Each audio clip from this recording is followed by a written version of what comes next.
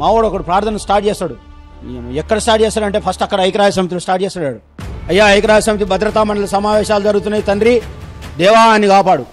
అక్కడి నుంచి ఇక్కడికి వస్తాడు, మోడీ కాడికి వస్తాడు. ప్రభువా, ఈ దేశాన్ని పరిపాలిస్తున్న మోడీని ఆశీర్వదించు. ఒరే, నువ్వు చంపేస్తున్నావురా, మా వాళ్ళు ఆశీర్వదించమని అడుగుతున్నారు నిన్ను. ప్రేమ అంటే తెలుసుకో ఏందో. ఊరికే ఇలా చేతులు దాపి దేశమే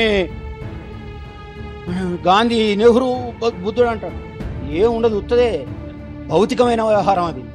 ప్రేమ అంటే ఏందో తెలుసుకోరా నాయన, మా వాళ్ళ దగ్గర ఉంటుంది. ప్రభువా, కేసీఆర్ను మన్నించు, క్షమించు అంటాడు.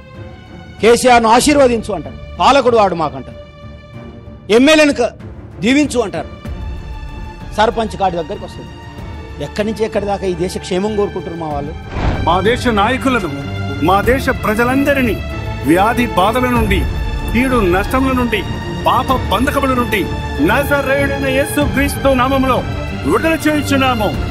ఆమేన్, ఆమేన్. ఇట్లాంటి వాళ్ళనా మీరు దేశభక్తులు కాదనేది?